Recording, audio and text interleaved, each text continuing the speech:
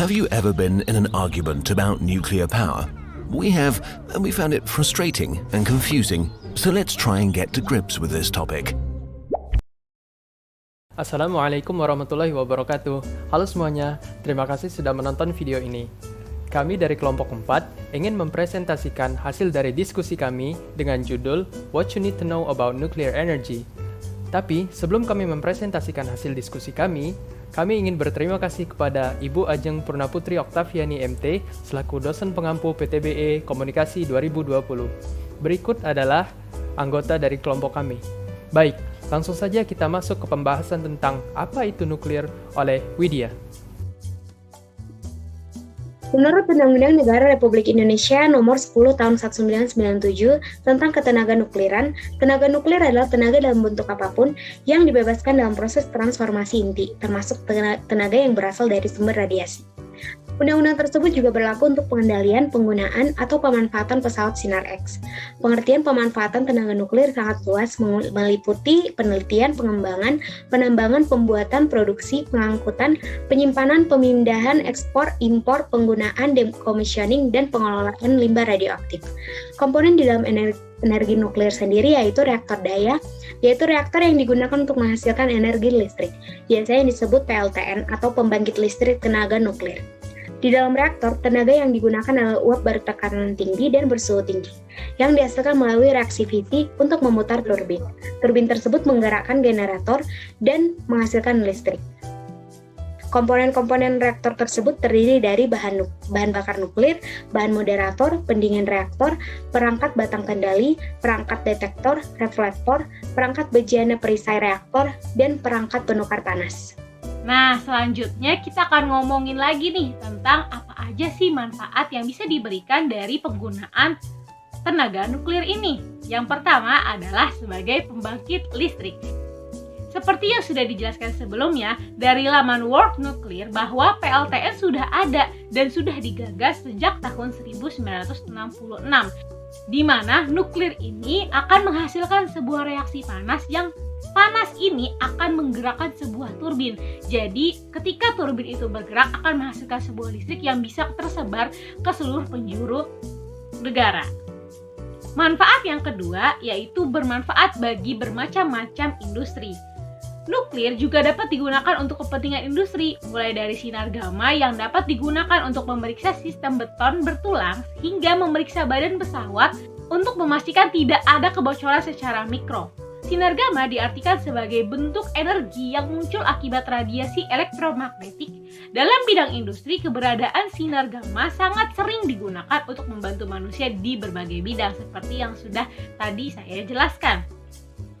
Nah, untuk manfaat yang ketiga adalah membantu menjaga kualitas dan kuantitas pangan dunia. Proses ini dinamakan dengan iradiasi pangan, yakni sebuah teknik dalam mengolah dan mengelola pangan supaya lebih tahan lama dan bebas dari mikroba pembusuk. Kualitas makanan juga tetap terjaga secara utuh seperti aslinya. Ditulis dalam laman Food and Drug Administration, justru dengan teknologi iradiasi kualitas makanan akan lebih terjaga karena terbebas dari mikroorganisme dan serangga. Yang selanjutnya adalah sumber daya alternatif yang lebih bertenaga. Dilansir dari laman Energy Education, nuklir juga dapat digunakan sebagai sumber daya dan bahan bakar alternatif, yakni uranium-235 dan plutonium-239. Baterai plutonium adalah salah satu produk dari proses pemurnian melalui reaksi nuklir. Saat ini, baterai plutonium telah digunakan oleh NASA dan pernah dijadikan sebagai baterai untuk meluncurkan wahana pada tahun 1977 silam. Dan manfaat yang terakhir pada bidang kesehatan ini memang jarang sekali kita dengar ya. Jadi, reaksi nuklir juga bermanfaat di bidang medis, misalnya teknologi pada beberapa perangkat medis seperti MRI dan CT scan. Dalam dunia medis, sinar dan gelombang khusus digunakan untuk melihat organ-organ tubuh manusia. Teknologi paparan radiasi ini dinamakan dengan radiografi. Laman Radiologi Info menulis bahwa penggunaan sebagian kecil reaksi nuklir terbukti dapat membantu dokter dan para ahli medis dalam mendiagnosis penyakit. Nah, itu dia tadi manfaat-manfaatnya. Selanjutnya kita akan ngomongin nih tentang apakah Indonesia sudah punya rencana nih untuk menggunakan nuklir sebagai energi lanjutan. Simak lanjutannya oleh teman saya. Selanjutnya saya akan memaparkan mengenai PLTN Nasional atau dikenal dengan nama Batan Tenaga Atom Nasional atau disingkat dengan nama Batan.